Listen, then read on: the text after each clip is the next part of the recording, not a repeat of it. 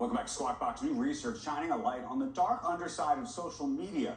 Investigation by the Wall Street Journal and university researchers saying that Meta Platforms owned Instagram is connecting and promoting a network of accounts dedicated to underage sex content. The journal says Instagram's technology connects pedophiles and its algorithm recommends the illicit content. In a statement, Meta says that it continually explores ways to combat violations of its child safety policies and is committed to continuing that work. Joining us right now, though, to talk about it is Alex Damos. He's the head of the Stanford University Internet Observatory and Facebook's former chief security officer. So he knows about these issues well, and I believe you understand how this algorithm works. Tell us about both the challenge and really what's happening here. Have they dropped the ball? Yeah, so this is a research report by myself and two of my colleagues, David Thiel and Renee DiResta at the Internet Observatory. And what we found working alongside the Wall Street Journal is that there's a huge network of what we call self-generated CSAMs. This is self-generated child sexual abuse material. These are teenagers who are putatively selling their own imagery and videos effectively as a commercial business that they have set up on a variety of platforms. And while there are a bunch of companies involved, Instagram turns out to be probably the most key one because it is the place where these buyers and sellers find each other. The buyers use hashtags that are not that hard to guess. I'm not going to say any on the air, but tags that they use to find a couple of initial buyers. And then what happens is that there's hundreds and hundreds of accounts of sellers who are connected to one another, who then the algorithm that Instagram has shows them and introduces them to more potential sellers of this material.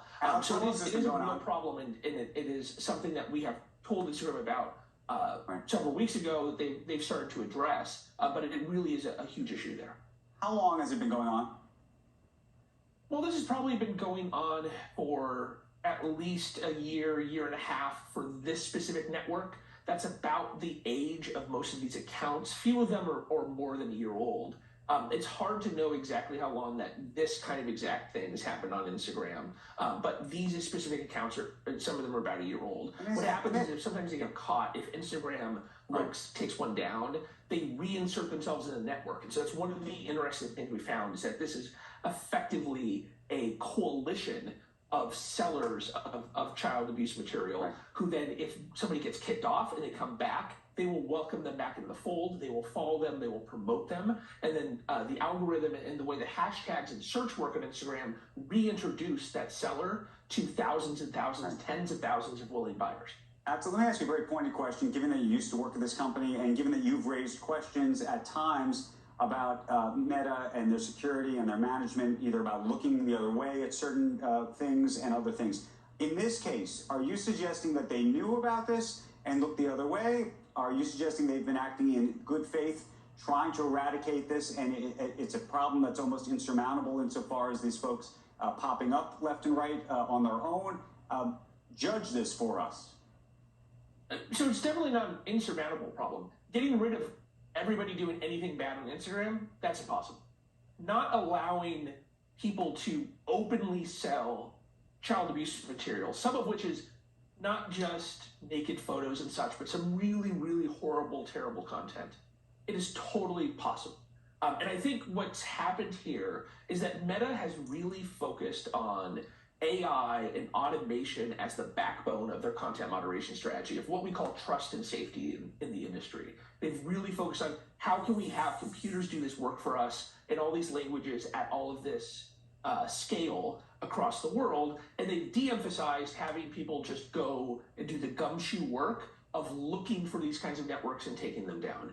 And I think it should be an indication that if three academics with limited data access, with the tools that we could build on the outside of the company, if we were able to do this work on an annual budget that is less than Meta pays for Post-it notes probably, then their reinvestment in having human beings do that kind of work is probably the only appropriate way forward.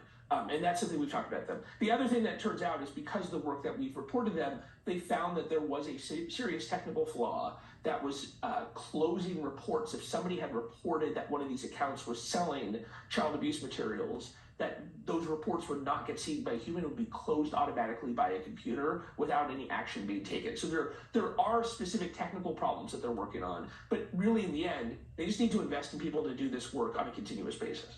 Alex, when you say this is a huge problem, what are we talking about? How many teenagers, how many people are doing this? How many customers are paying them? I mean, it's just terrible. Right. So the cluster we were looking at had about 500 sellers and tens of thousands of buyers. It's not super easy to tell exactly how many buyers there are across this whole network, but it is in the tens of thousands. And a lot of these people are using their real identities. So you're not talking about criminal masterminds here, at least on the buyer side. These are people who have accounts that are then tied to their real Facebook accounts and their little league coaches, these pastors and such. I mean, can't law enforcement actually start zapping those people and making examples of these people who are child pornography? I mean, these are pedophiles. They are. And I hope that was what happens. And this also is a failing of law enforcement, to be frank. Again, not criminal masterminds here. We're just able to go look, use terminology that is widely used within this community, right, insert ourselves, and then Instagram does a lot of the other work of recommending them. Of recommending other people to follow to us. And so one of the things we did here is we reported all of this to the National Center of Missing and Exploited Children, which is the legal clearinghouse in the United States, chartered by Congress to handle these kinds of reports. We reported to them in the same way the tech companies make these reports, and they have been working with the FBI. So we are hoping to see arrests in the coming months. Hey, Alex, when you put out this report with the Journal, I think Elon Musk and others on Twitter, promoted it because they were looking at a competitor. When you look at the competition and the safety on platforms like a Twitter, like a Snap, we can go down the list. How do you measure them, given the people you know and what you know about the security and other protocols that people have put in place? Where does Meta stack in that for you?